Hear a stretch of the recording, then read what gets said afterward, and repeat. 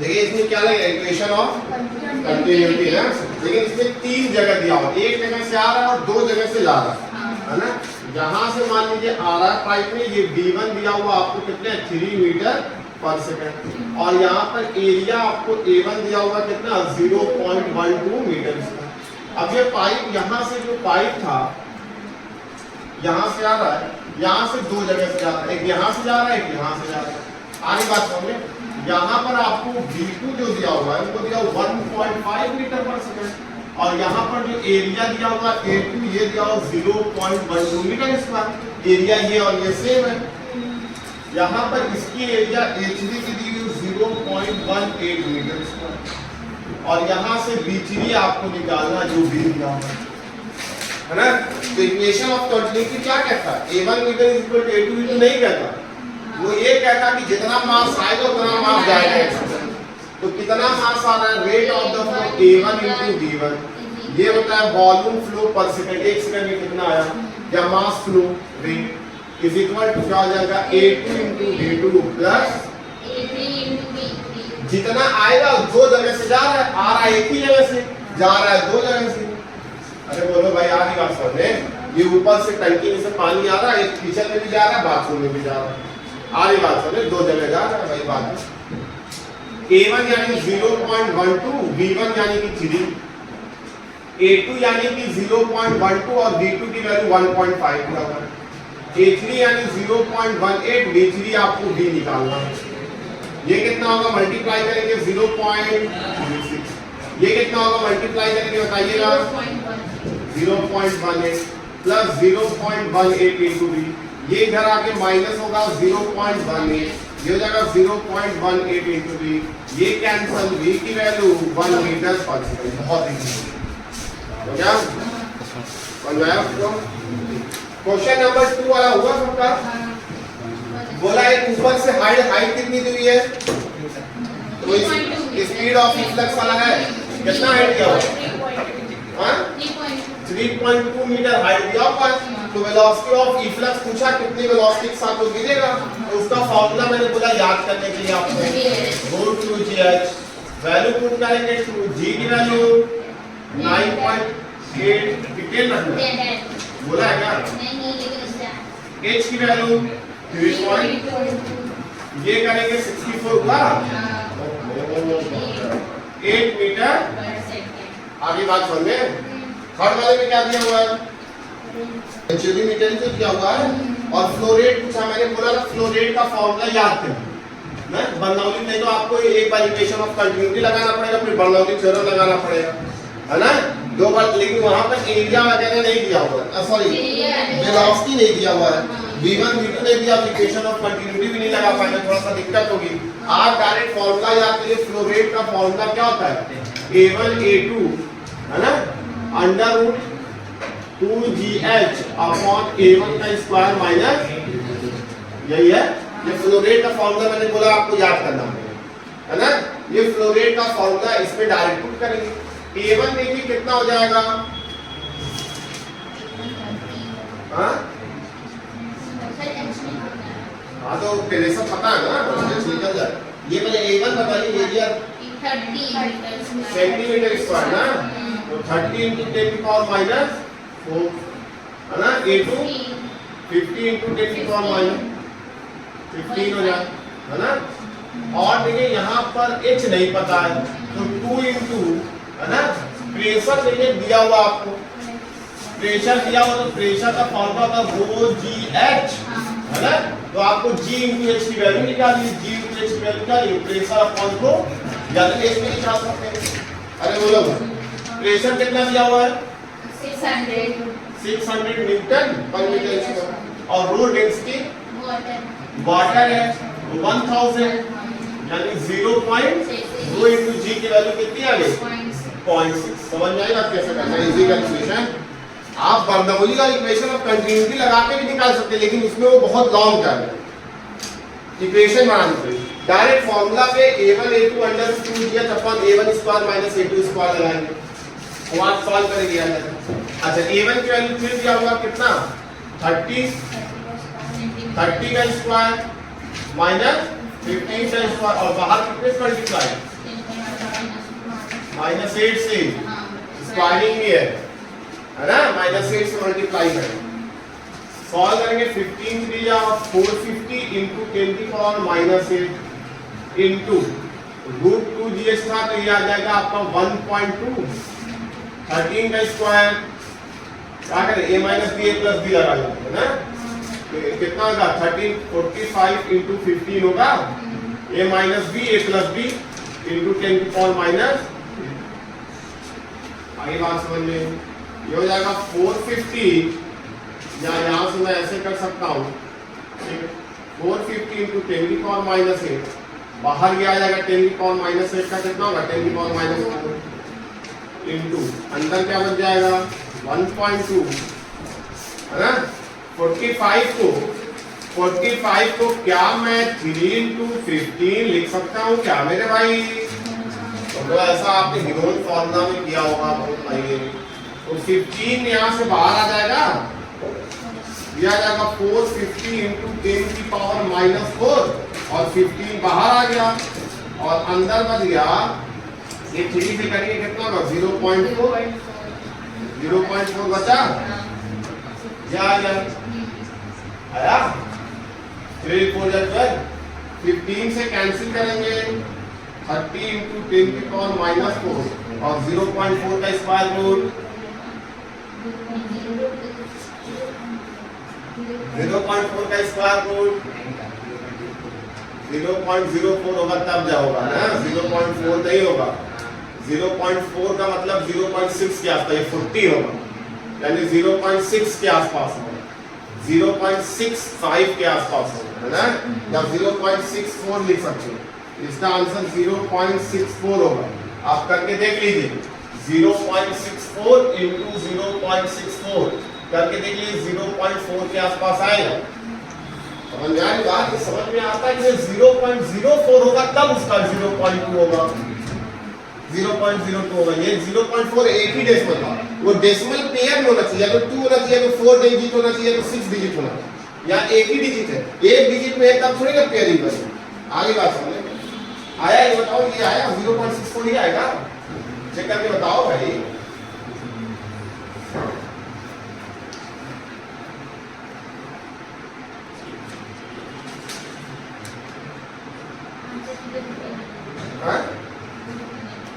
Answer root में दिया, root में ही कर लेते हैं हम लोग, रूट में कर लेते हैं आंसर।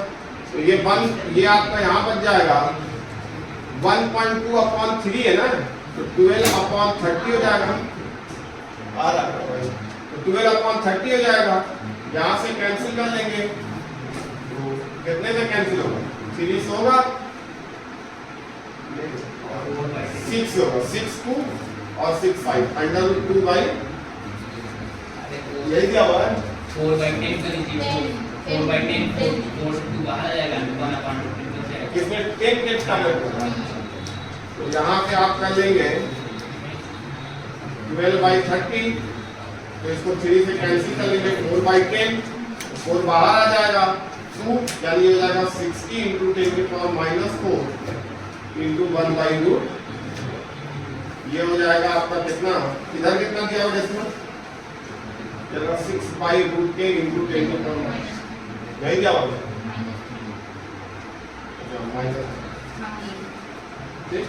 इतना फ्लो रेट है तो कितना होगा मीटर क्यूब पर,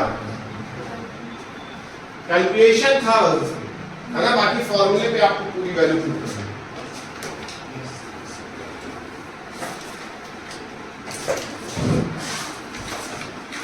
लिखेंगे विस्कोसिटी,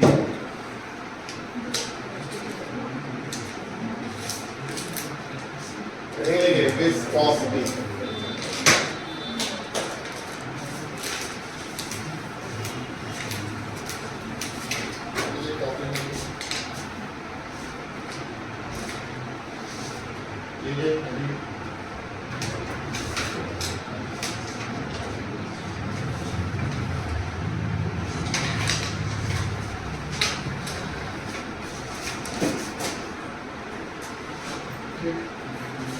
नई टॉपिक है विस्कोसिटी। इसके बाद एक टॉपिक और है सरफेस टेंशन, वो थोड़ी सी बड़ी है और टफ। विस्कोसिटी इजी और छोटी टॉपिक है, ज्यादा टाइम नहीं लगेगा इसमें, है ना। विस्कोसिटी होती क्या, सिंपल सी बात, एक वर्ड में अगर मैं बोलूं तो फ्लूइड के अंदर फ्रिक्शन, यानी फ्लूइड के फ्रिक्शन को ही हम लोग क्या बोलते हैं, विस्कोसिटी। अगर कोई भी फ्लूइड जितना ज्यादा विस्कस होगा उतना ज्यादा उसमें फ्रिक्शन लगेगा। अब फ्रिक्शन किसके बीच में लगता है, जैसे अगर फ्लूइड मूव कर रहा है तो बहुत सारी लेयर में मूव, है ना। जैसे अगर कोई फ्लूइड मूव कर रहा है तो बहुत सारी लेयर है, मान लीजिए ऐसे लेयर है, ऐसे लेयर है, ये लेयर है, ये लेयर है, ऐसे बहुत सारी लेयर में मूव कर रहा है। तो अगर सारी लेयर आगे की तरफ जा रही है तो ये वाली लेयर आगे की तरफ जा रही है, तो ये लेयर इसको आगे जाने नहीं देगी, क्योंकि ये लेयर इसमें क्या लगाएगी, फ्रिक्शन लगाएगी। तो ये लेयर इस पे ऊपर की तरफ क्या लगा देगी, फ्रिक्शन फोर्स। और जब ये वाली लेयर इस पे फ्रिक्शन फोर्स इधर लगाएगी तो न्यूटन थर्ड लॉ के अकॉर्डिंग ये वाली लेयर इस पे क्या लगाएगी, नीचे वाले पे आगे की तरफ फ्रिक्शन फोर्स लगा देगी। अरे बोलो भाई, यही तो उस टाइम में उसमें एनएलए में पढ़ा था।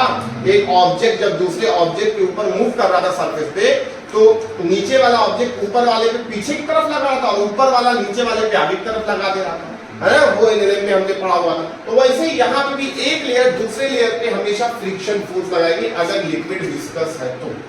आ रही बात समझ। और हर लिक्विड के पास मतलब थोड़ा बहुत विस्कोसिटी होती है, कोई आइडियल फ्लूइड है।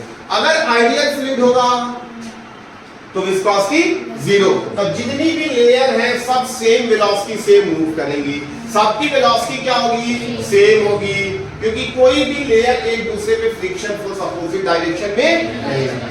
लेकिन अगर विस्कस होगा, लिक्विड विस्कस होगी, विस्कोसिटी उसके अंदर होगी, तो हर एक लेयर दूसरे लेयर पे फोर्स लगाएगा अपोजिट डायरेक्शन में, यानी अपनी उसकी वेलोसिटी को कम करने की कोशिश करेगा।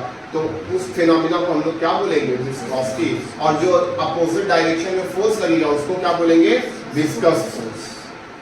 अरे समझ में आया, कहानी समझ में आई, विस्कोसिटी क्या है, विस्कस फोर्स क्या है। एक लेयर दूसरे लेयर पे हमेशा लगाएगा, ये पानी जो थोड़ा लेयर के फॉर्म में जा रहा है। सबसे बेस्ट एग्जांपल आप नदी में देखिए, नदी में जब पानी जाता है एकदम कहीं जो है कि किनारे खड़े होकर देखिए, नदी के किनारे जब पानी जाता है तो शांत तरीके से जाता है ना। तो हर एक लेयर दूसरे लेयर पे फ्रिक्शन फोर्स लगाता है। आ रही बात समझ, बहुत सारी लेयर जाती है और सबकी वेलोसिटी सेम नहीं होती, इसकी अलग होगी, इसकी अलग होगी, इसकी अलग होगी, इसकी अलग होगी, इसकी अलग होगी, सबकी वेलोसिटी अलग अलग है। अब वही देखिएगा, वही देखना, सबकी वेलोसिटी अलग अलग होती। अब ये मुझे बताना है कि ये क्यों विस्कस फोर्स लगता है। विस्कस फोर्स इसीलिए लगता है क्योंकि जितने भी लेयर है सबकी वेलोसिटी क्या है, डिफरेंट है ना।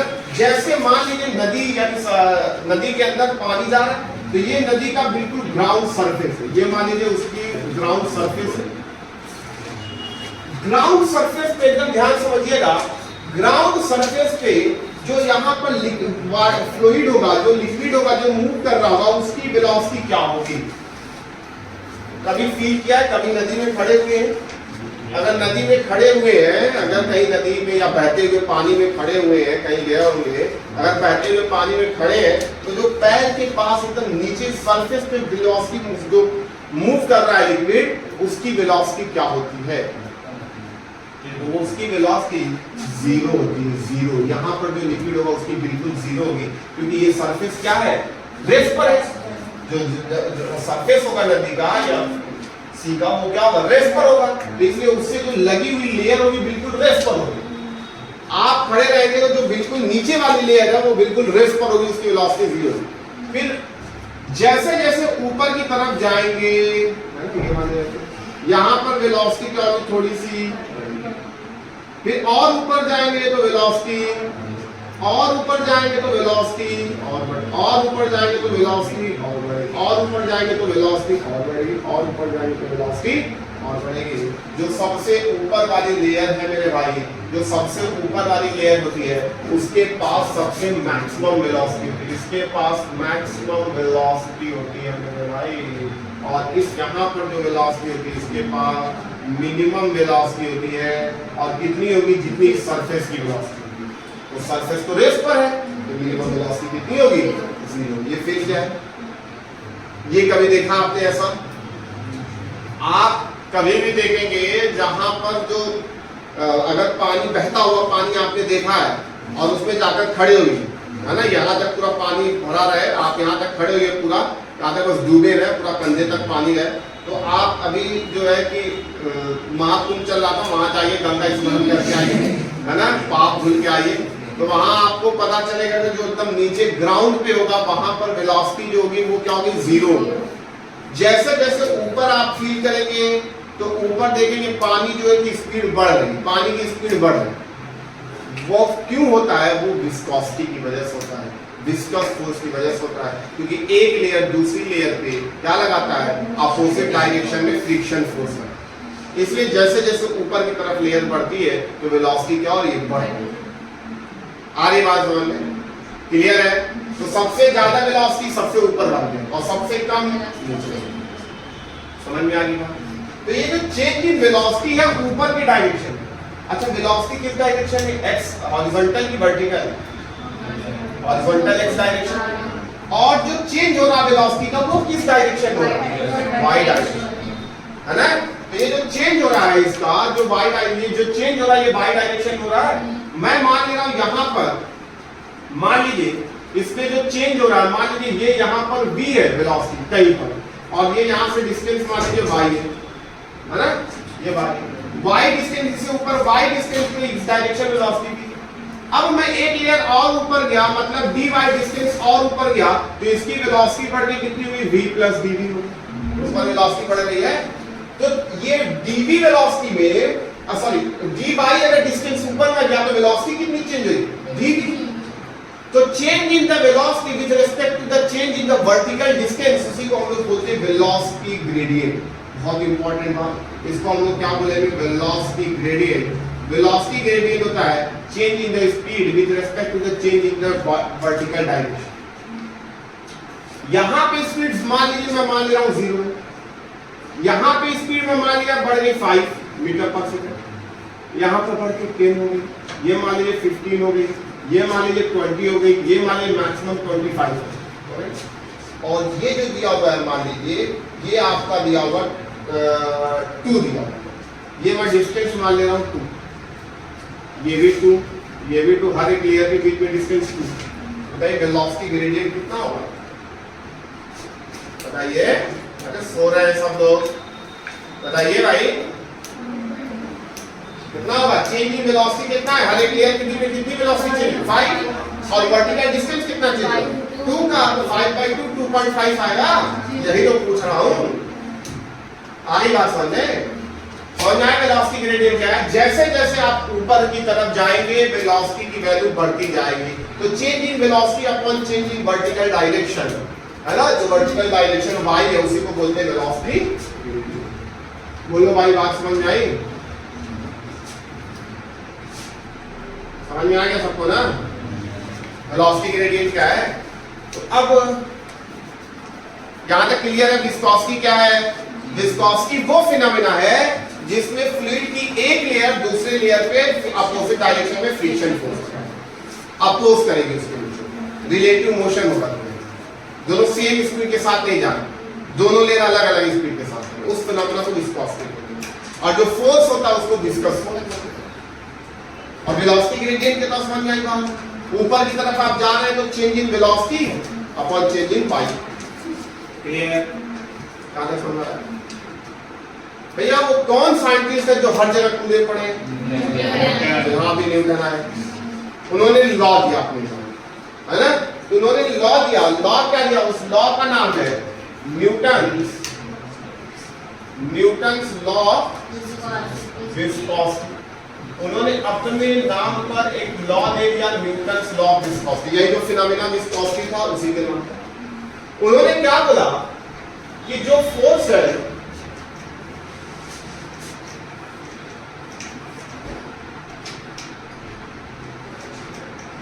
उन्होंने ये बोला कि जो ये विस्कस फोर्स है, यानी जो एक लेयर दूसरी लेयर के ऊपर लगा रही है उसी को तो विस्कस फोर्स बोलते हैं।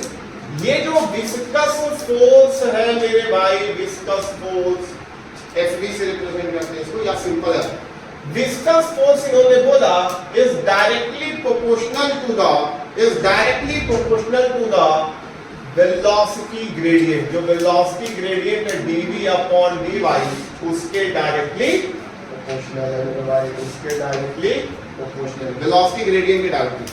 यानी जितना ज्यादा वेलोसिटी ग्रेडियंट मिल रहा था, यानी कमी में जितना ज्यादा स्पीड चेंज होगी उतना ज्यादा विस्कस फोर्स लग रहा होगा, क्योंकि जितना ज्यादा ये स्पीड चेंज होगी उतना ज्यादा इस पे विस्कोसिटी होगी।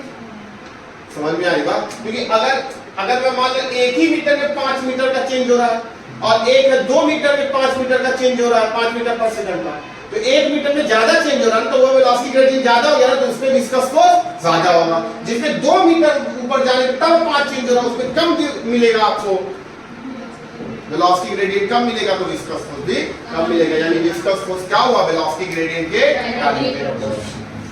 एक चीज और, जितनी ज्यादा एरिया होगी समुद्र, यानी बहते हुए पानी की एरिया जितनी ज्यादा हो, एरिया इसमें मैं दिखा नहीं सकता, एरिया ऐसे हॉरिजॉन्टल, यानी कि जैसे मान लीजिए ये है आपका, ये है ना, तो ऐसे पानी जा रहा है तो उसका जो ग्राउंड सरफेस है, जो एरिया है वो क्रॉस सेक्शन एरिया है, तो ऐसे ही जा रहा है, ऊपर जा रहा है, ऐसे ऐसे ऊपर की तरफ जा रहे हैं, नीचे वाले की वेलोसिटी सबसे मिनिमम, ऊपर वाले की सबसे मैक्सिमम, है ना।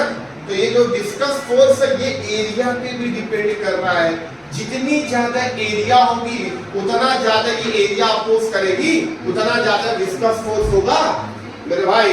तो यहाँ से आपको देखने को मिला कि जो विस्कस फोर्स है वो एरिया ऑफ क्रॉस सेक्शन, यानी यहाँ पर जो एरिया है इसकी, इसमें दिखा नहीं है, मैं एरिया अगर बना भी दूं आपको यहाँ से अगर मैं बना दूं तो ये ऐसे कुछ एरिया ऑफ क्रॉस सेक्शन होगा, उस एरिया के भी डायरेक्टली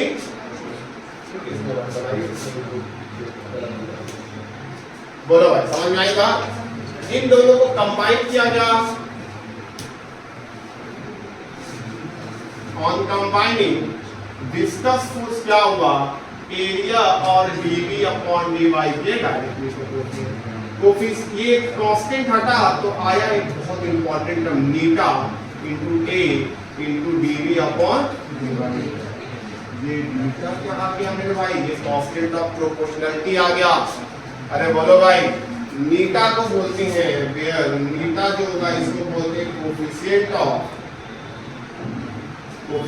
ऑफ विस्कोसिटी, इसको बोलते हैं कोफिशिएंट ऑफ विस्कोसिटी, है ना। It depends on the nature of material and does not depend on the velocity gradient and area of cross section.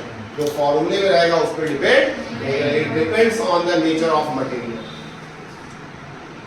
समझ में आ रही बात? अब ये नीटा के बारे में आपने बहुत बार सुना है। कब सुना है? नीटा के बारे में बहुत बार आया हुआ क्वेश्चन में। कब? मॉडुलस ऑफ रिजिड वो नीटा अलग है। नीटा मतलब नीटा के बारे में थोड़ी पूछ रहा हूं मैं, मॉडुलस ये कोफिशिएंट ऑफ विस्कोसिटी के बारे में पूछ रहा हूं। कोफिशिएंट ऑफ विस्कोसिटी कब आपने सुना? कहां पर सुना? यूनिट एंड डायमेंशन में बहुत सारे question. Find the dimension of Neeta, find the dimension of the Neeta, if the dimension of area in dv upon dy ये इतना, तो फाइंड द डायमेंशन ऑफ नीटा, सब पूछ रहा था ना।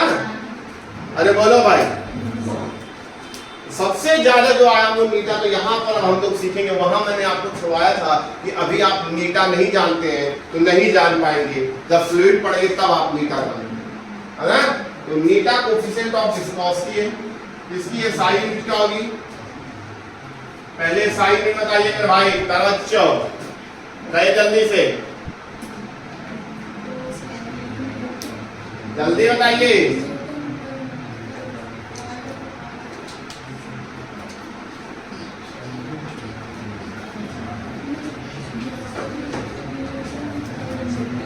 आसिफ बताइए।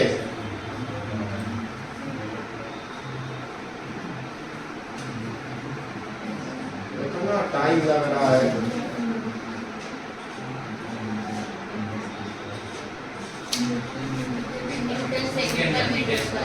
न्यूटन सेकेंड पर इसकी क्या होगी? न्यूटन होगी, ओके ना। और ये मीटर स्क्वायर, ये मीटर पर सेकेंड,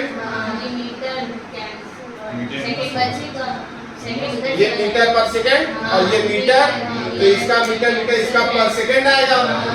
इसका पर सेकंड और ये मीटर स्क्वायर, तो पर सेकंड इधर जाएगा न्यूटन सेकंड पर मीटर स्क्वायर, यानी क्या हो जाएगा न्यूटन सेकंड पर मीटर स्क्वायर। बोलो मेरे भाई समझ में आया कैसे निकालना है, ये सब आता है क्वेश्चन। अरे भाई अगला क्या सीरियस यूनिट मीटर की न्यूटन का सीरियस, सेकंड का सीरियस, सेकंड मीटर का, और बहुत ही पॉपुलर यूनिट है, इसी में आपको दिया रहेगा क्योंकि इसी को डाइन सेकंड पर सेंटीमीटर स्क्वायर को हम लोग बोलते हैं पॉइस। एक साइंटिस्ट है पॉइजले, उन्होंने अपने नाम पे दिया पॉइस। समझ में आई बात? तो आपको दिया रहेगा 10 पॉइस, 3 पॉइस, 4 पॉइस, ऐसे ही बीटा की वैल्यू दी जाएगी।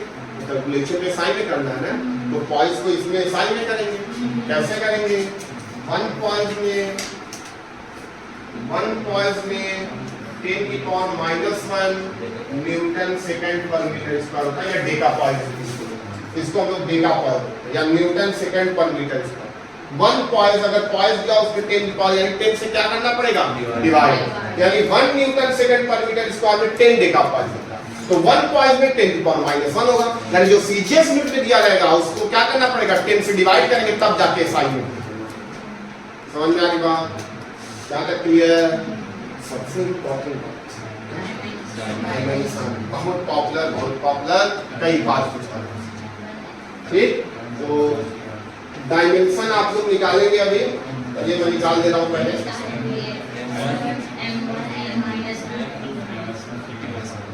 डायमेंशन बताइएगा मेरे भाई, यहीं से निकाल लेते हैं। इसका क्या होता है MLT माइनस 2, ये MLT माइनस 2 तो MLT माइनस 1 हो जाएगा, और नीचे A है तो ऊपर जाएगा N माइनस 1, क्या हो जाएगा M1 यही आया। ऐसे ही आना चाहिए बीटा की वैल्यू निकालने, बीटा के क्वेश्चन फॉर है ना, कम से कम 10-15 क्वेश्चन पहले चैप्टर में ही आप देखेंगे एक्सरसाइज में मौजूद है ना, निकाल लेंगे सब लोग। क्लियर है बीटा के बारे में? समझ में आई बात? ये जो नीटा है ना, ये टेम्परेचर पे भी डिपेंड करता है और प्रेशर पे ये बहुत कम डिपेंड करता है, और नेचर ऑफ मटेरियल पे डिपेंड करता है, ये कोफिशिएंट ऑफ विस्कोसिटी। जैसे टेम्परेचर, अभी मैं उसको आपको बता दूंगा कि कैसे टेम्परेचर पे डिपेंड करता है, प्रेशर पे डिपेंड करता है और नेचर ऑफ मटेरियल पे, बाकी एरिया पे और ये dV अपॉन dy पे डिपेंड नहीं करता। विस्कस का मतलब आप लोग समझ रहे क्या? मतलब एक तरीके से समझ सकते हैं कि कितना वो गाढ़ा है, गाढ़ा समझ रहे हैं? कोई लिक्विड कितना गाढ़ा है, हल्का होगा तो कम विस्कस। एक तरीके से आप डेंसिटी से भी रिलेट कर सकते हैं, लेकिन है नहीं डेंसिटी और ये अलग अलग है। जिसका नीटा ज्यादा वो उतना गाढ़ा रहेगा और उतना ज्यादा उसमें विस्कस फोर्स रहेगा, वो बहुत आसानी से मूव नहीं करेगा। जो लिक्विड जितना हल्का गाढ़ा कम होगा है ना, उसका नीटा जो होगा वो कम होगा, नीटा कम होगा तो विस्कस फोर्स कम होगा। समझ में आ रही बात? जैसे अगर आप शहद सबसे ज्यादा गाढ़ी होती है तो उसमें मीठा बहुत ज्यादा होता है ना, तो शहद बहुत ज्यादा गाढ़ी होती है, बोला जाता है बहुत गाढ़ी आता है।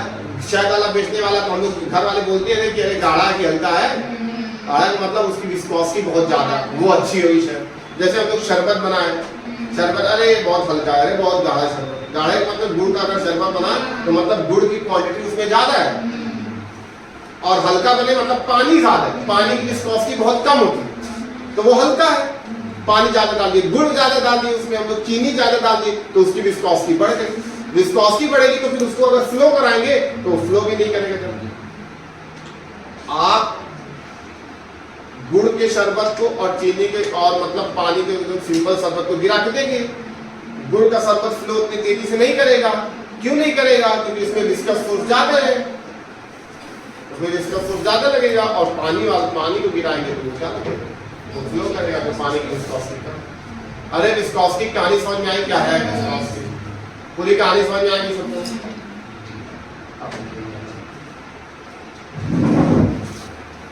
अब देखिए अगर यहाँ से नीटा की मैं वैल्यू निकालूं, यहाँ तक हो गया, नीटा की वैल्यू निकालूं तो नीटा को मैं क्या force upon area, viscous force upon area को तो dv अपॉन dy बोल सकता हूँ। बोलो मेरे भाई, क्या ये फॉर्मूला बनेगा नीटा का? अरे बोलो मेरे जी, यहाँ से अगर नीटा निकालेंगे तो एरिया इधर आ जाएगा और dv अपॉन dy नीचे आ जाएगा। फोर्स अपॉन एरिया क्या है? स्ट्रेस, और dv अपॉन dy क्या है? ये स्ट्रेन का रेट है। अगर ये dl अपॉन dy रहता तो स्ट्रेन रहता, चेंज dl अपॉन ले, है ना? अब वो इसकी स्पीड है, स्पीड का चेंज y के डायरेक्शन, तो स्ट्रेन का रेट है। dv अपॉन dy को हम लोग स्ट्रेन का रेट बोले, यानी ये लिक्विड आगे की तरफ जा रहा है तो ये वाली लिक्विड यही रहेगी, यानी कि ये शेयरिंग स्ट्रेस लग रहा है इसमें एक तरीके से हम कह सकते हैं। यानी ये जब यहाँ था तो ये वाली लिक्विड यहाँ चली गई, यहाँ से आगे की तरफ चली गई और यहाँ पर शेयरिंग स्ट्रेस लग रहा हो, तो इसको हम लोग क्या बोलेंगे मेरे भाई? नीटा का एक और फॉर्मूला बोलेंगे, it is the ratio of sharing stress, यानी जो लिक्विड में लग रहा है ना, sharing stress upon strain rate. Shear strain rate है, ये स्ट्रेन का रेट है भैया, स्ट्रेन नहीं है, ये स्पीड है। तो ये हम और बोल सकते हैं, एक और इसकी डिफिनीशन आ गई कि eta is the ratio of the shearing stress to the strain rate. आगे बात समझो, जहां तक नोट किया उसमें आगे ये नोट। देखिए, एक तो मैंने पहले ये बताया कि ये स्ट्रेस यानी फोर्स एरिया वगैरह पे नहीं डिपेंड करेगा, वेलोसिटी ग्रेडियंट पे भी नहीं डिपेंड करेगा। किस पे डिपेंड करेगा? नेचर ऑफ मटेरियल, समझ में, और टेम्परेचर पे भी डिपेंड करेगा, ठीक ना? तो पहला पॉइंट लिखेंगे, इसमें फर्स्ट पॉइंट लिखेंगे viscosity of fluid, dependency of viscosity में फर्स्ट पॉइंट लिखेंगे viscosity of fluid depends only on the nature of fluid, depends only on the nature of fluid and is independent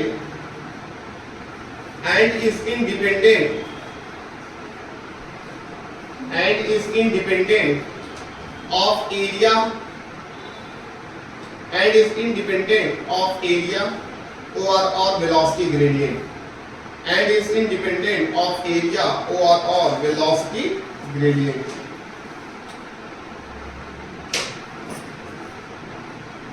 है ना?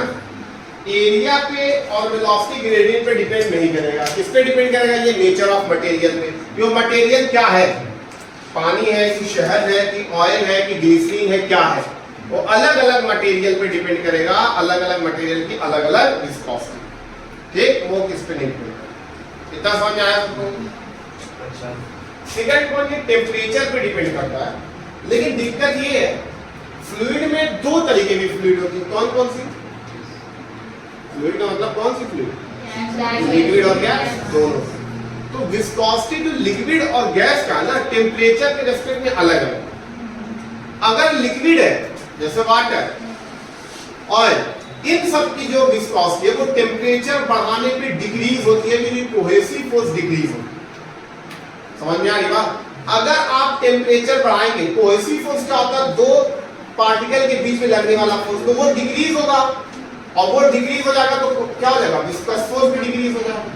समझ में आ रही बात? तो on increasing the temperature the viscosity of the liquid decreases, whereas the viscosity of gases increases। दोनों में अलग अलग, कि वो टेम्परेचर पे अलग केस होता है, वो केटीजी में चला जाएगा, और ये लिक्विड टेम्परेचर पे अलग केस।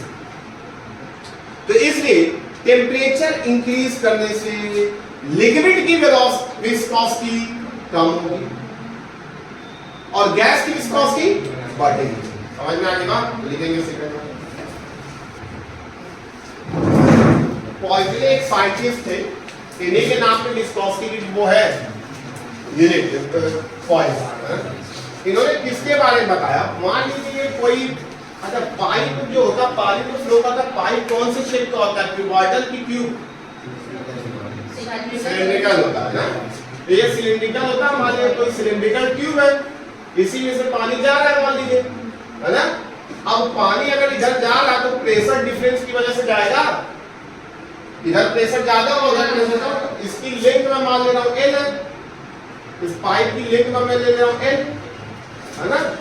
और यहाँ पर प्रेशर P1 है, यहाँ पर प्रेशर मैं P2 मानूं, तो कब फ्लो करेगा? जब P1 क्या होगा? P2 से, तो प्रेशर डिफरेंस मैं ले रहा हूँ, कितना हो जाएगा? P1 माइनस आगे बात करें, तो इसमें से फ्लो पानी जाएगा, और पानी की विस्कोसिटी जो इसमें से फ्लो कर रहा है, वेलोसिटी जो पानी फ्लो कर रहा है वो विस्कस है, नॉन विस्कस नहीं है, विस्कस है। उसकी कोफिशिएंट ऑफ विस्कोसिटी दिया हुआ है नीटा, और इसका जो डायमीटर दिया हुआ है इस सिलिंड्रिकल पाइप का वो दिया हुआ डी, डायमीटर में ले रहा हूं डी।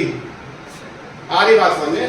इसका जो डायमीटर ले लिया गया वो कितना ले लिया गया? वो ले लिया गया डी, आर के टर्म में, तो आर ले लीजिए, इसका रेडियस ले लीजिए, आर के टर्म में दिया हुआ तो आर ले लीजिए। ये मान लीजिए इसका सर्कुलर क्रॉस सेक्शन है, तो इसका मैं रेडियस ले रहा हूं आर। बात समझिएगा? ये पाइप है मेरे भाई, इसमें से फ्लो जा रहा है, पानी जा रहा है ना।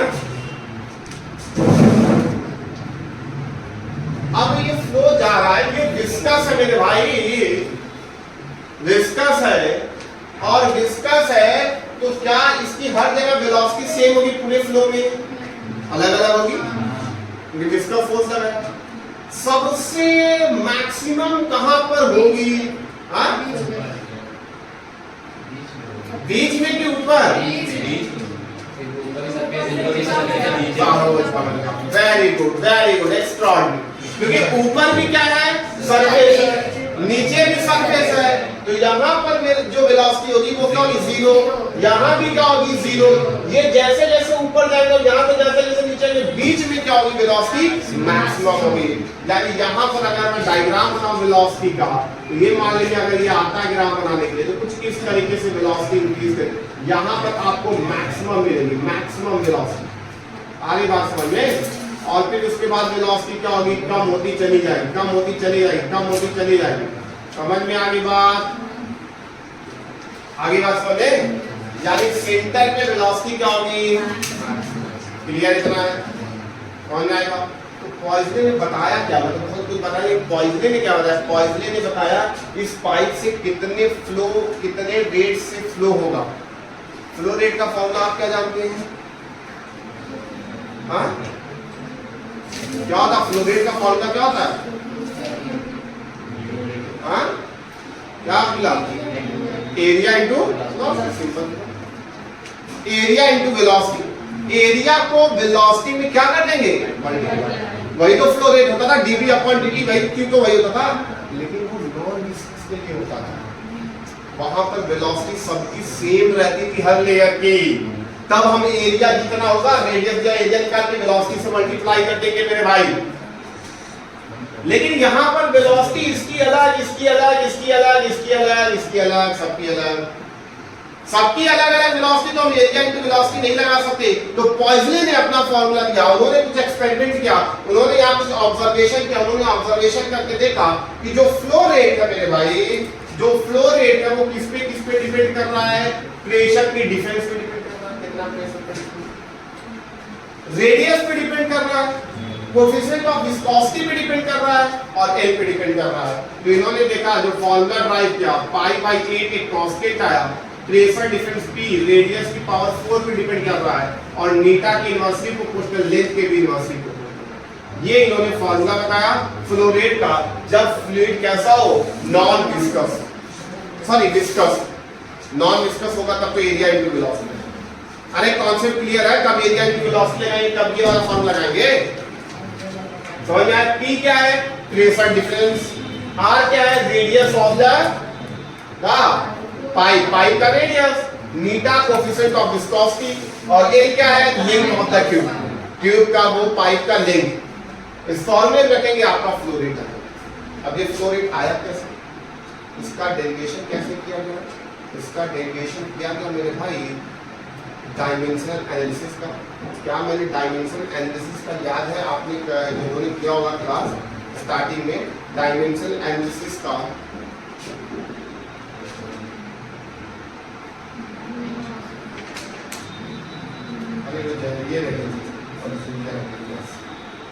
जब मैंने डायमेंशनल एनालिसिस पढ़ा, मुझे नहीं लग रहा कि किसी ने डायमेंशनल एनालिसिस मुझसे पढ़ा होगा। डायमेंशन एनालिसिस की बात मैं कर रहा हूँ। डायमेंशन एनालिसिस जब मैंने पढ़ा था वहाँ डेरिवेशन प्रिंसिपल ऑफ होमोजेनिटी हम लोग करते हैं। तो हम उन्होंने क्या बोलते हैं, जो ये रेट है वो प्रेशर पे डिपेंड कर रहा है, रेट जो आर पे भी डिपेंड कर रहा है, रेट उन्होंने देखा नीटा पे भी डिपेंड कर रहा है, रेट जो है एल पे भी डिपेंड कर रहा है, चारों पे डिपेंड कर रहा है। अब इधर का डायमेंशन और इधर के डायमेंशन की इक्वेट करेंगे, ए बी सी की वैल्यू निकालेंगे, तो यहाँ पर आर की वैल्यू पावर 4 आ जाएगा, पी का 1 आएगा, नीटा पे माइनस आएगा, एल पे माइनस आएगा, तो ये फॉर्मूला बन जाएगा और कांस्टेंट अपने से समझ में आएगा। इसका डेरिवेशन बुक में दिया होगा, मेरे नोट्स में भी दिया होगा, लेकिन करना नहीं, मैं नहीं करवा है ना, वो आप जाकर एक बार घर पे देख लेंगे नोट्स में या रफ पे कर लेंगे। यूनिट डायमेंशन में है क्वेश्चन है ना, तो इसलिए यहाँ पे नहीं करा रहा हूँ। तो आप रेट को और कैसे करना वो पता है, यूनिट एंड डायमेंशन में आप पढ़ेंगे। रेट का डायमेंशन क्या होगा, रेट का डायमेंशन बताइए। डायमेंशन L3 T माइनस 1 इधर वो हो जाएगा, और इधर प्रेशर का रखेंगे, रेडियस का रखेंगे, और प्रेशर की पावर A ले लेंगे, इसकी पावर B C ऐसे D करके फिर A B C D की वैल्यू निकालेंगे, इक्वेट करेंगे। याद है? तो वो आप घर पे जाकर रफ पे कर लेंगे, इसका डेरिवेशन नोट्स में दिया होगा, आप जाकर करेंगे। ठीक है, एक बार देख लेंगे, समझ में आई बात, फेयर पे कर लेंगे, आप कर भी सकते नहीं। ठीक, तो मैं कहूँगा आप रफ पे कर लीजिए, बस इस फॉर्मूले से मतलब हो गया। समझ में आया? पॉइजने ने क्या दिया, पॉइजने ने फ्लो रेट के बारे में कि कितने रेट से वो फ्लो हो जाए जो का वो आगे। क्लियर?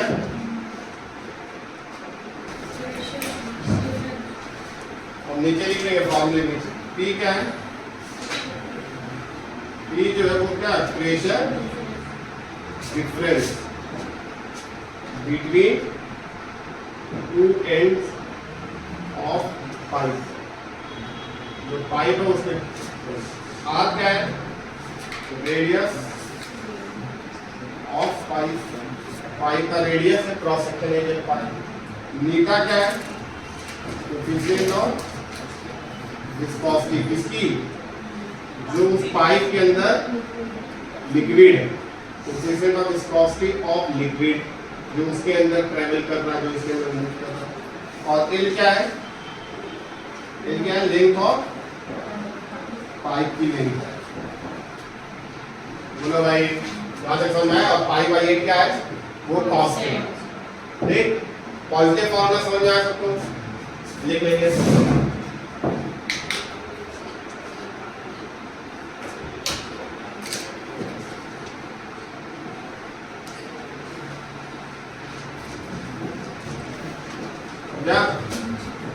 समझ में आया पॉजिटिव फॉर्मूला क्या था? बिल्कुल इजी, बस आपको ये फॉर्मूला याद रहना चाहिए। मैंने बताया ना, इसमें बस फॉर्मूला ही आज आपको पढ़ना है, बस लेकिन किस बारे में है वो आपको जानना पड़ेगा। ठीक, नेक्स्ट हेडिंग लिखेंगे Stokes law, Stokes law heading लिखेंगे, स्टोक्स लॉ।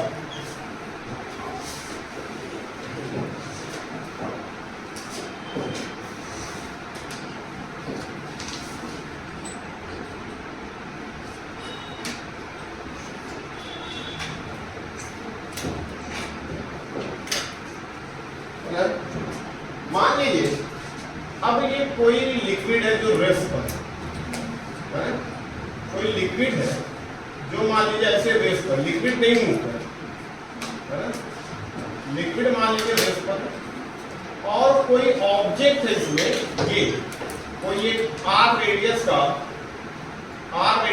स्फेरिकल ऑब्जेक्ट, ये कोई स्फेरिकल ऑब्जेक्ट है जिसकी रेडियस आर है ना, लिक्विड इसमें नहीं मूव कर रहा। लिक्विड क्या है, रेस्ट पर, लिक्विड रेस्ट पर, जो लिक्विड है भाई वो नहीं मूव कर रहा, वो रेस्ट पर। ये जो है ये बॉल जो आगे की तरफ मोशन ये मूव कर रही है। तो स्टोक्स ने ये देखा, ये ऑब्जर्व किया कि इस ऑब्जेक्ट पर अगर ये आगे की तरफ मूव करे, और ये विस्कस है, इसकी कोएफिशिएंट ऑफ विस्कोसिटी नीटा दिया गया, अगर ये विस्कस है तो इसके ऊपर पीछे की डायरेक्शन में एक विस्कस फोर्स लगेगा। समझ में आ रही बात? अगर नॉन विस्कस फ्लूइड रहेगा तब उसमें कोई बॉल मूव करेगी, तब तो उस पर कोई फोर्स नहीं, लेकिन अगर विस्कस है, फ्लूइड, लेकिन फ्लूइड नहीं मूव कर रहा। कौन मूव कर रहा है यहाँ पर? बॉल। जो स्फेरिकल बॉल है आप रेडियस की, वो आगे की तरफ मूव कर रही है, कहीं भी किसी डायरेक्शन में मूव करती है, तो ये लिक्विड क्या है? तो स्टोक्स ने ये देखा कि ये जो विस्कस फोर्स यहाँ पर लग रहा है, विस्कस फोर्स किसके बीच में लग रहा है, किसके ऊपर लग रहा है? लिक्विड में कि बॉल? बॉल पे लग रहा है। कौन लगा रहा है? लिक्विड। समझ में आएगा? लिक्विड बॉल के ऊपर लगा है। वो देखा फॉर्मूला आ गया 6 पाई मीटा r इनटू, ये फॉर्मूला। यहां पर मीटा क्या है? कोफिशिएंट ऑफ किसकी? बॉल की कि लिक्विड की? हाँ, लिक्विड की होती है ना यार, कोफिशिएंट ऑफ विस्कोसिटी। फ्लूइड की ना होगी। किसकी होगी? मीटा। लिक्विड की। मीटा जो है जिस लिक्विड में बॉल रखा गया। रेडियस किसका है? बॉल का। रेडियस ऑफ स्फेरिकल बॉल, जो स्फेरिकल बॉल है उसकी रेडियस जो उसमें मूव कर रहा है। v क्या है? वेलोसिटी है ना, वेलोसिटी ऑफ बॉल। जो बॉल है, जो ऑब्जेक्ट है, जो आगे v वेलोसिटी से अगर मूव कर रहा है, और 6 पाई क्या है? समझ में आ रही बात? अब इसका भी डेरिवेशन कैसे किया जाए? Dimension analysis. आप ले लेंगे viscous force is depend on the eta r और v, eta for a, r for b, v for c। सबका डायमेंशन लिखेंगे, इधर विस्कस फोर्स का डायमेंशन लिखेंगे, फोर्स है mlt माइनस है, इक्वेट करेंगे a b c की वैल्यू आ जाएगी। बताइए a की वैल्यू कितनी आई होगी? 1, b की वैल्यू, c की वैल्यू, इसमें a की वैल्यू, b की वैल्यू, c की वैल्यू -1 और d की वैल्यू -1। अगर सॉल्व करेंगे तब, मैं बस रिकॉल करा रहा हूं आपको डायमेंशन कैसे किया है ना। तो यहाँ पे भी ये फॉर्मूला आ जाएगा 6 पाई मीटा rv। ये विस्कस फोर्स है, किस पे लगने वाला? बॉल पे। किसकी वजह से? विस्कस फ्लूइड से, अगर वो बॉल इसमें मूव कर रहा है। आगे बात समझे? इसको क्लास समझ आया? कुछ नहीं है इसमें, बस फॉर्मूला आपको याद रखना, कोई बहुत बड़ा कॉन्सेप्ट नहीं है ना, ना डेरिवेशन करना है ना बहुत बड़े कुछ कॉन्सेप्ट। एक तो लिखेंगे इसमें, देखिए हेडिंग लिखेंगे टर्मिनल वेलोसिटी। हेडिंग लिखेंगे टर्मिनल वेलोसिटी, लिखा?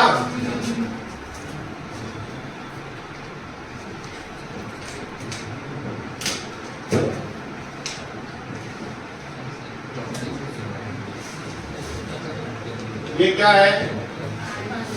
लिक्विड है, थोड़े पानी है ना, लिक्विड है। ये क्या है? लिक्विड है। अब इसमें कोई एक बॉल मैंने यहाँ से मैंने एक बॉल गिराया, बॉल नीचे आया। आप कभी किसी टब में या किसी भी आप समुद्र में देखते हुए किसी चीज को गिरते हुए, मूवी अगर देखा होगा, कोई अगर कूदता है पानी में भी, तो पहले जो है उसकी स्पीड इंक्रीज होती बहुत तेजी से, फिर कुछ देर बाद उसकी वेलोसिटी कांस्टेंट हो जाती है, फिर धीरे धीरे धीरे धीरे कांस्टेंट वेलोसिटी के साथ पहले स्पीड बढ़ती है। अगर मैं बॉल गिराऊंगा तो बॉल पहले थोड़े इंक्रीज करेगी, कुछ दूर तक इंक्रीज करेगी, इंक्रीज करने के बाद फिर क्या हो जाएगी? कांस्टेंट। समझ में आ गया? तो इंक्रीज करने के बाद, कांस्टेंट वेलोसिटी होने के बाद, जब वो जिस वेलोसिटी के साथ वो मूव करेगा उसी वेलोसिटी को बोलते हैं टर्मिनल वेलोसिटी। टर्मिनल वेलोसिटी समझ में आई क्या बात है? अगर किसी बॉल को, स्फेरिकल बॉल या किसी भी बॉल को अगर मैं इसमें गिराऊंगा लिक्विड के अंदर, तो पहले उसकी स्पीड यहाँ से आकर कुछ दूर तक इंक्रीज करेगी, बढ़ेगी। मैं पहले मान लीजिए यहाँ 1 मीटर पर सेकंड, बढ़ के 3 मीटर पर सेकंड, फिर 3 मीटर पर सेकंड के साथ कांस्टेंट वेलोसिटी के साथ नीचे की तरफ मूव करेगी, एक यूनिफॉर्म वेलोसिटी के साथ। तो उसी 3 मीटर पर सेकंड को क्या बोलेंगे? Terminal velocity. समझ में आया टर्मिनल वेलोसिटी? इसका सबसे बेस्ट एग्जांपल पैराशूट। देखा पैराशूट? पैराशूट लेके जब आप कूदेंगे तो पहले आपकी स्पीड क्या होगी? इंक्रीज करेगी, इंक्रीज करेगी। कुछ देर बाद आपकी स्पीड क्या होगी? कांस्टेंट। जब तक इंक्रीज करेगी तब तक आपको डर लगेगा। जब स्पीड कांस्टेंट हो जाएगी तो आप इक्विलिब्रियम में, आप पे कोई फोर्स नहीं लग रहा, तब आपको डर लगना बंद हो जाएगा। समझ में आई बात? जब नीचे की तरफ एक डाउनवर्ड फोर्स लगेगा तब तक स्पीड आपकी इंक्रीज करेगी। समझ आई बात? और जब नेट फोर्स आपके ऊपर 0 लग जाएगा तब कांस्टेंट के साथ मूव करेगा। पैराशूट में भी ऐसे ही है। या आपने किसी मूवी वगैरह देखा होगा, किसी पानी में कुछ ऑब्जेक्ट हम लोग गिराते हैं, लाश जैसे फेंकते हैं, है ना, देखा है ना लाश को फेंकते हुए पानी में, तो पहले बहुत तेजी से आती है लाश, फिर धीरे धीरे धीरे धीरे जमीन में चली जाती है ना। कौन सी मूवी में है, किसी मूवी में है, याद आ रहा है? ऋतिक रोशन की एक मूवी है जिसमें उसका मर्डर हो जाता है, पानी में एक्सीडेंट कर देते, गिर जाता है, बहुत पहले 2000 में आई थी, कहो ना प्यार करते, है ना। तो वो आई थी मूवी, वो उसमें क्या होता है, ऋतिक रोशन जो होता है उसका एक्सीडेंट होता है, वो पानी में गिरता है, पहले बहुत तेजी से इंक्रीज होती है, उसके बाद क्या होता है, कांस्टेंट वेलोसिटी के साथ, अरे टर्मिनल वेलोसिटी समझ में आया, फील हुआ क्या है? Yes sir. अब देखिए जब वो इक्विलिब्रियम होगा, मान लीजिए ये ऑब्जेक्ट, मान लीजिए स्फेरिकल बॉल यहाँ पर है, अब वो इक्विलिब्रियम में आ चुका है, तो इस पे कितने फोर्स लगेंगे, कौन कौन से फोर्स लग रहे हैं बताइएगा मेरे भाई। एक तो इसके नीचे डाउनवर्ड डायरेक्शन में क्या लग रहा है, ग्रेविटी लग रहा है, वेट इसका लग रहा है, और ये विस्कस है। तो अभी हमने पढ़ा कोई बॉल अगर मूव करेगी तो उसके अपोजिट डायरेक्शन, तो विस्कस फोर्स कहाँ लगेगा, ऊपर की तरफ लगेगा विस्कस फोर्स, और कोई फोर्स। जब हम बायंसी पढ़ रहे थे तो वहां पर सिर्फ ऊपर बायंसी लग रहा था, नीचे वेट, वहां विस्कस नहीं लग रहा था, क्यों? क्योंकि वहां पर नॉन विस्कस फ्लूइड हम लोग पढ़ रहे थे, विस्कोसिटी नहीं कंसीडर कर, लेकिन जब विस्कोसिटी भी कंसीडर करेंगे तो 3 विस्कस फोर्स लगेंगे। क्या हुआ उसका, मर रही हूँ क्या होगा, विस्कस फोर्स भी ऊपर लगेगा और बायंसी फोर्स भी क्या लगेगा, ऊपर की तरफ, यानी ऊपर 2 फोर्स लगेंगे। तो आपका क्या होगा, जो अगर ये इक्विलिब्रियम में है तो विस्कस फोर्स और बायंसी फोर्स वेट के इक्वल होगा। विस्कस फोर्स का फॉर्मूला 6 पाई मीटा आर वी, इसका रेडियस मान लीजिए आर, ये v वेलोसिटी कांस्टेंट वेलोसिटी के साथ मूव कर रहा है, उसी को हम लोग बोलते हैं टर्मिनल वेलोसिटी, है ना, और इसकी coefficient of viscosity eta g. Buoyancy force होगा rho of the density, sorry rho of the liquid, है ना, rho of the liquid into g into volume, volume तो पूरा का पूरा अंदर ही है, वॉल्यूम का फॉर्मूला क्या होगा, 4/3 पाई आर क्यूब होगा। वेट का फॉर्मूला होगा मास इनटू जी, और मास की जगह लिख सकते हैं क्या, density of the body into volume, volume कितना होगा 4/3 पाई आर इनटू जी। अरे वेट क्या होगा, मास इनटू, अगर यहाँ तक नहीं समझ में आया एक स्टेप और ले रहा हूँ, यहाँ पर लिख रहा हूँ बायंसी फोर्स की जगह लिख रहा हूँ rho of the liquid into g into V, यहाँ पर लिख रहा हूँ rho of the body into V, mass into g. अरे बोलो भाई समझ में आ रहा है, फिर हो जाएगा 6 pi metre plus rho of the liquid into g into 4/3 pi rho of the body into g into 4/3 pi r. समझ में आ गई बात? अब यहाँ पर सब कैंसल वगैरह करेंगे, सब सॉल्व करेंगे और इसको इधर भेजेंगे, है ना।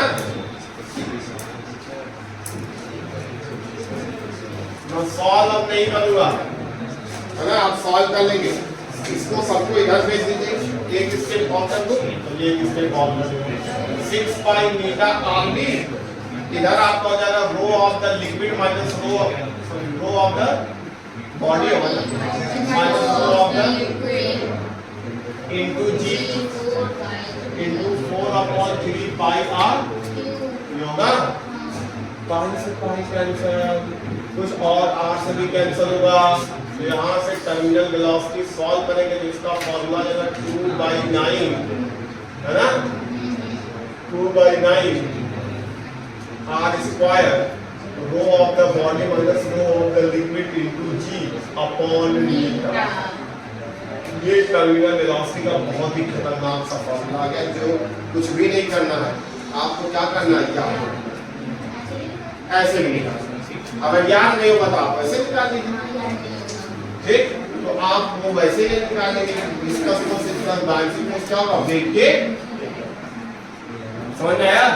ये क्या होगा, 2/9 r क्या है, radius of the ball, rho b क्या है, डेंसिटी ऑफ द बॉडी जो नीचे आ रही है, रो n क्या है, g है, और ये नीटा प्रेसिशन ऑफ विस्कोसिटी, इसकी density rho of the body, इसकी डेंसिटी रो ऑफ द, समझ में आया? टर्मिनल वेलोसिटी क्या होती है, क्लियर?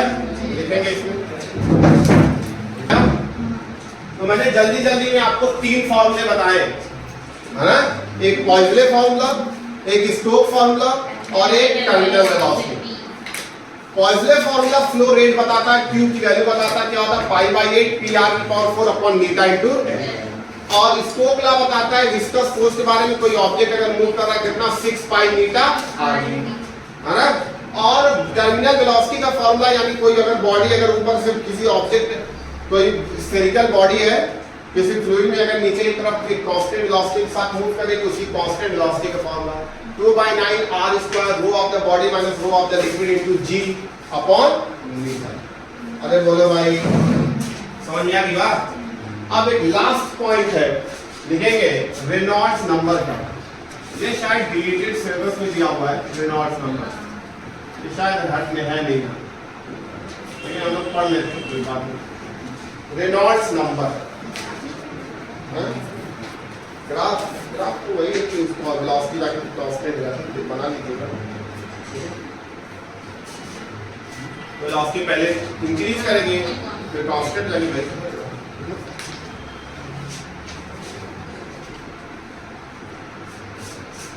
नेक्स्ट रेनॉल्ड्स नंबर लिखा। रेनॉल्ड्स नंबर क्या होता है? Reynolds number it is the ratio of inertia force upon viscous force. जो रेनॉल्ड्स नंबर है इसको हम लोग RE से रिप्रेजेंट करते हैं। कोई अगर फ्लूइड मूव कर रहा है तो उस पे कितना इनर्शिया फोर्स लग रहा है अपॉन कितना विस्कस फोर्स लग रहा है, दोनों का रेशियो निकाला है। और ये फॉर्मूला बस आ गया आपका रो BD अपॉन क्या आया, मीटर। ये रेनॉल्ड्स नंबर का फॉर्मूला आ गया, रो BD अपॉन मीटर। ये आपका चौथा फॉर्मूला है ना। ये कैसे आया उससे बताओ, आपको बस इसका फॉर्मूला पता होना। क्या आ गया, रो BD अपॉन मीटर। रो क्या है, तो फ्लूइड की डेंसिटी है ना, डेंसिटी ऑफ फ्लूइड जो मूव कर रहा है। v क्या है, वेलोसिटी ऑफ फ्लूइड, फ्लूइड कितनी वेलोसिटी से मूव कर रहा है। d क्या है, d यहां पर जो कैपिटल T है ये क्या है, diameter of pipe through which fluid flow, जिसमें से फ्लूइड क्या कर रहा, और नीटा क्या है, इसका कोएफिशिएंट ऑफ विस्कोसिटी है ना, और फ्लूइड। अरे बोलो भाई, चारों चीज समझ आई? आप रेनॉल्ड नंबर निकाल लेंगे, ये रेनॉल्ड नंबर का फॉर्मूला है। लेकिन ये क्यों निकाल, जैसे आपको पता है पॉइजले फॉर्मूला दिया था, वो क्यों दिया था, रेट पता करने के लिए, टर्मिनल वेलोसिटी के लिए, वो फोर्स के लिए, ये क्यों निकाला जाता? रेनॉल्ड नंबर ये पता करने के लिए निकाला जाता है मेरे भाई कि जो फ्लो है वो लैमिनार फ्लो है कि टर्बुलेंट फ्लो। समझ में आ रही बात? रेनॉल्ड और टर्बुलेंट के बारे में पता करने के लिए फ्लो किया जाता है। अगर रेनॉल्ड नंबर की वैल्यू 2000 से कम है तो फ्लो जो होगा वो कैसा होगा, लैमिनार होगा।